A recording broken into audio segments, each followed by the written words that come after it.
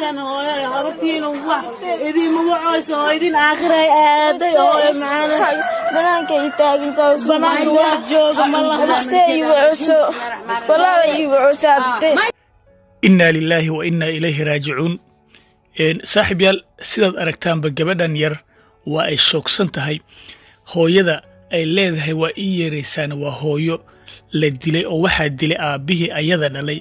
ayada iyo waliba 11 kale oo caruur ah ayay u dhashay isaga ayaana gacantiisa ku dilay assalaamu calaykum wacan saaxiibada sharafta leh maanta waxaan rabaa inaan ka hadlo arrin runtii muhiim ay tahay in laga hadlo arrintaasna waxa ay tahay dhibaatooyinka iyo tacadiyada loo geysto dadka aan dhihi karna waa laga awood badan yahay sida caruurta iyo haweenka oo kale saaxiib yaal ma aha keliya muqdisho amaba Soomaaliya oo keliya tacadiyadan waa ay dhacaan oo waxa ay ka dhacaan meel walba oo bani aadam uu ku nool yahay laakiin waxaan rabaa inaan ka hadlo bal waxyaabaha soo celcelinaya dhibaatooyinka loo geysto haweenka iyo caruurta waxa hubaal ah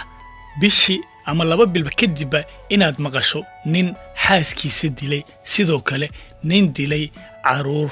amaba naag dishay caruur in arrimaha noocan ah bani aadamku waa uu geystaa runtii wax walbana waa ay dhici karaan laakiin maxaa soo celceliyo ama dhagaheena ku soo badiyo ereyada iyo dhawaaqa noocaas ah saaxiibyal barnaamijkan isaga ah intaanan toos u wada gelin ayaa waxaan rabaa inaan idinla wadaago bal muuqaal amaba arrin ka dhacday magaalada Muqdisho gaar ahaan arrintaas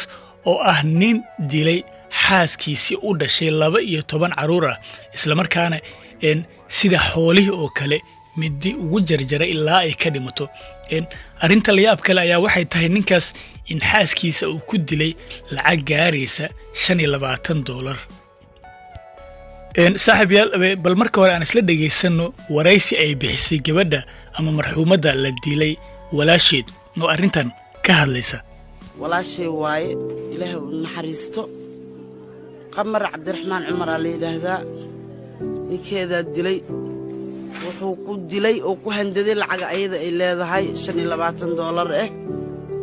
wuxuu ku dilay midida geelka lagu qalo dawladda waxaan ka dalbanaynaa in cadaaladda la soo hordhigo walaashay xaqeeda in loo dhiciyo in cadaaladda ay u heliso si micnaha in bini'aadanimada ay ku jirto gacanka xaq daranaa dishay waa si weliba argagax leh waa la yaabanahay ilaa hadda aan kula hadlayo aniga waxaan ku hadlaa xitaa ma aqaana waxay yihiin saaxiib yaal waxyaabaha kale ee la yaab kale ee maamadan ay sheegayso ayaa waxaa ka mid ah in ninkii dilay walaasheed wali uu telefoon ka soo wacayo reerka intiisa kale isla markaana uu ku sheegayo in wali uu dili doono caruurta qaar ka mid ah arrintaas macnaheedu waxa uu noqon karaa ninkaas in uu hubo ama uu 100% kalsooni ku qabo in cadaalad aysan imaan doonin isla markaana aan loo soo qaban doonin loona ciqaabi doonin dembiga uu geystay saaxiib yaal arrimaha noocan ah runtii ma aha wax nagu cusub oo muddo aan sidaa u sii fogeyn ka hor ayaa nin waxa uu dilay cunug yar oo ay xaaskiisa nin kale u soo dhashay kadib markii ay asaga uga tagtay isla markaana ay aaday isbitaal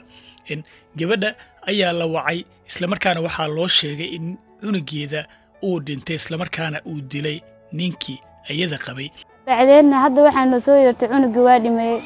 cunugii si xun loo dilay waxa ka muuqda la yaabayo walaalkay maxamed waxaan jecelahay wiilkiisa inuu cadaalad helo saaxiib yaal runtii haddii aan isku dayno inaan tira koobno ama aan xisaabino dhacdooyinka noocan ah gabalka ayaa nagu dhacaya oo ma xisaabin kareyno balse su'aasha qof walba oo isweydiin karo ayaa waxay tahay waxyaabaha soo celceliya dhacdooyinka noocan ah isla markaana maalin iyo habeen aan u maqalno nin xaaskiisa dilay nin cunug yar dilay haweeney inan yar dishay balse jawaabta ayaa waxay tahay in qofka dhibka ama dilka geystay aan la marin ciqaabtii uu xaqa u lahaa in uu maro taasna waxa ay sabab u noqotay dembiyada noocan ah inay soo laabtaan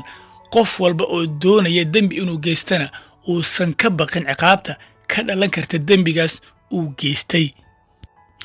halkaas ayaan rabaa saaxiibayaal barnaamijkan kooban inaan ku soo gabagabeeyo, waana ku mahadsantihiin daawashada muuqaalkan.